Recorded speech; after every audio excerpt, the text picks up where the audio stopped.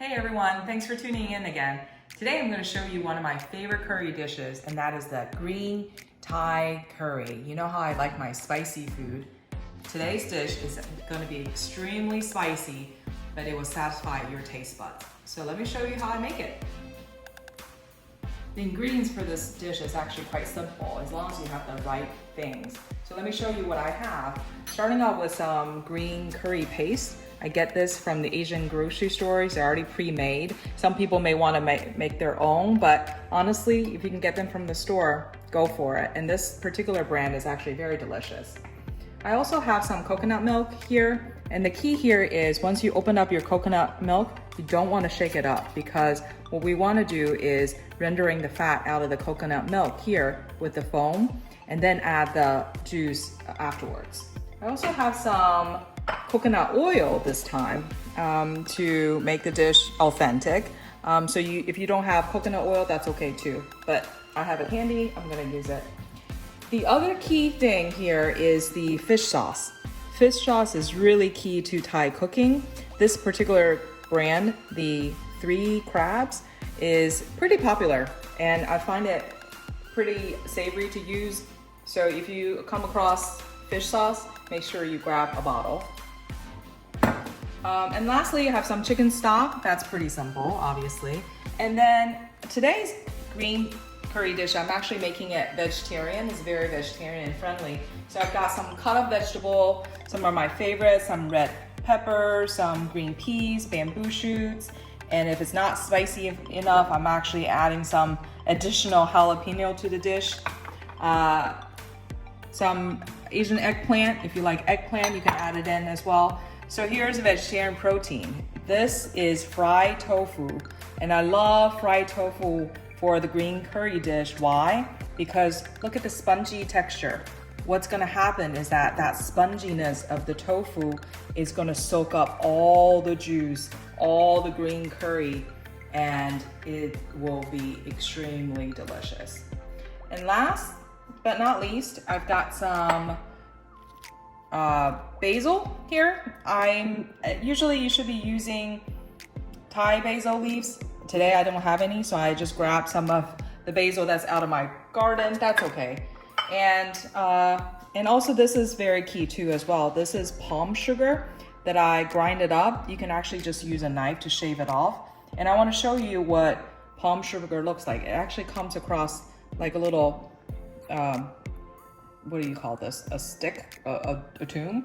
And so you just cut it up and shave it off like this. And this sugar adds a lot of the depth to the dish. It's very caramelized, and so it makes the dish very, very savory and delicious. So that's all, and let's go ahead and get started. I'm gonna heat up my pot here. And the first thing I'm going to do is add just a little bit of the coconut oil to my pot.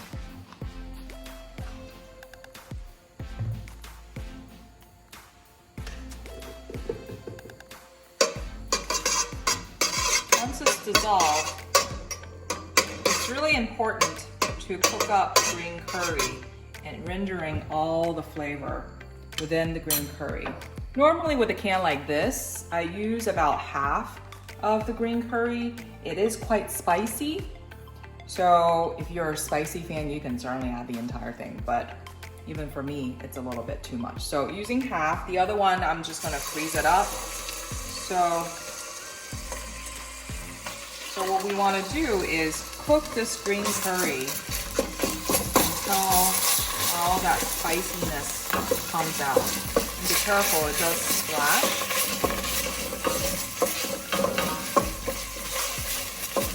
So you do want to turn your heat to about medium. And what's going to happen is that the oil is going to separate the spiciness out, and you can see the oil starting to turn green there. Smells really good.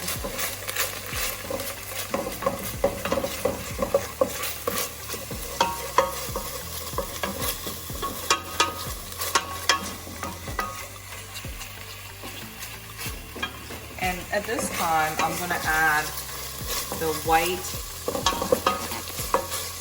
part of the coconut milk. And so all you have to do is, like I said, don't shake your coconut milk. We're just gonna scrape off this, it's really coconut milk fat off the milk in itself. And we're just going to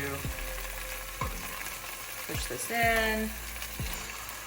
Don't waste the fat on the top of the pan. And we're gonna, again, cook this up a little bit to separate the oil out.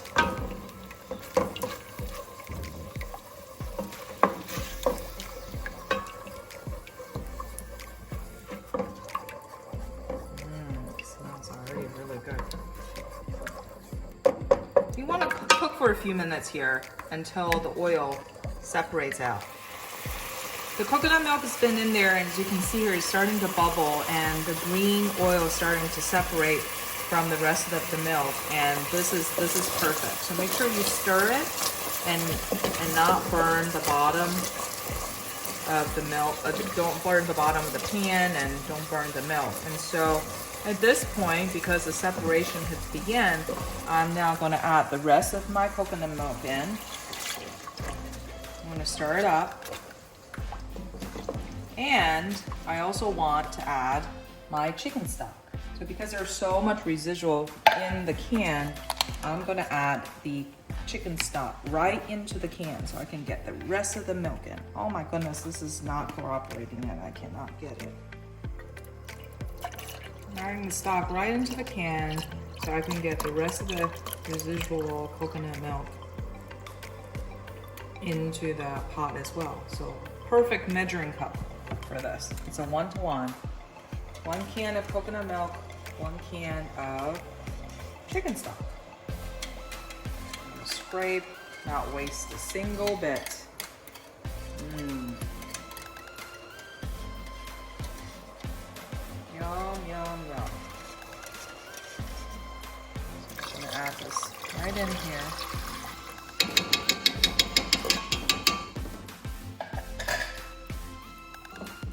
Look at the color of the green curry. And at this point, I'm also going to add my fish sauce.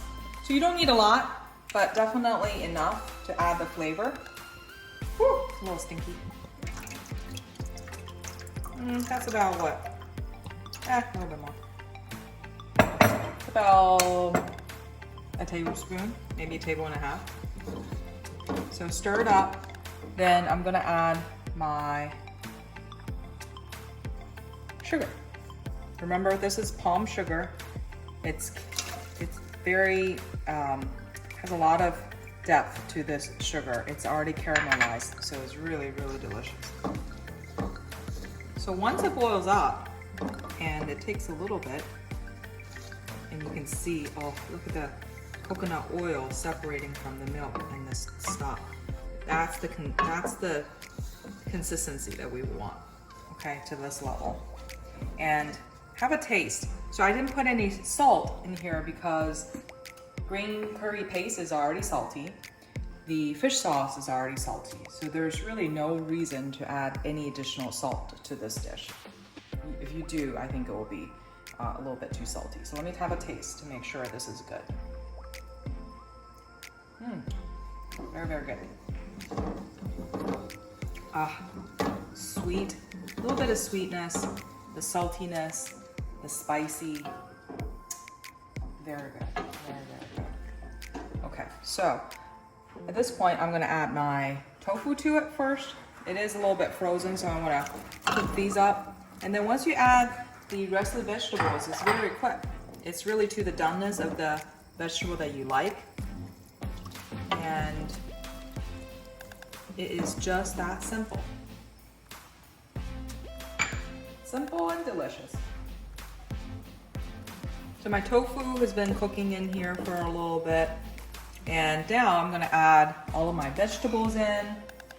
All of this, all can go in at the same time. And I also have my eggplant. I'm gonna add to it.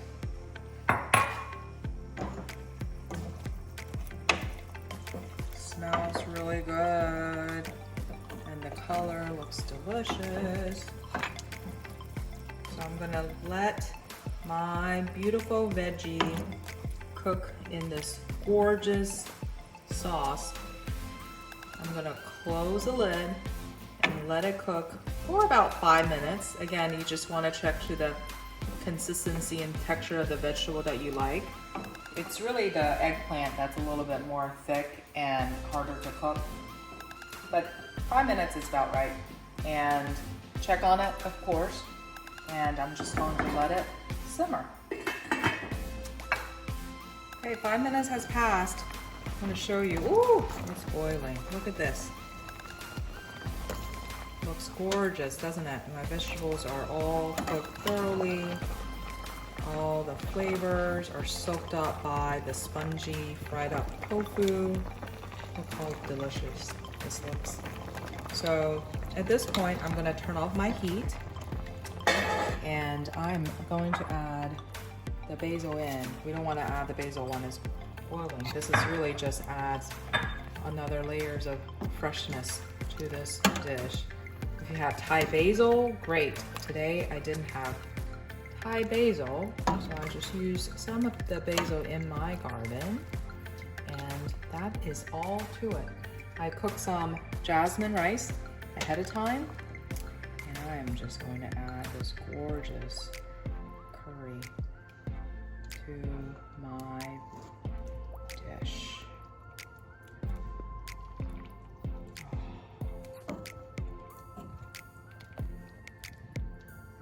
Some green red pepper in there, some beautiful eggplants in here.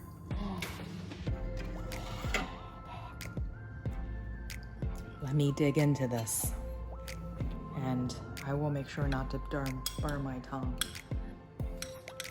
Let's get some of that soaked up tofu.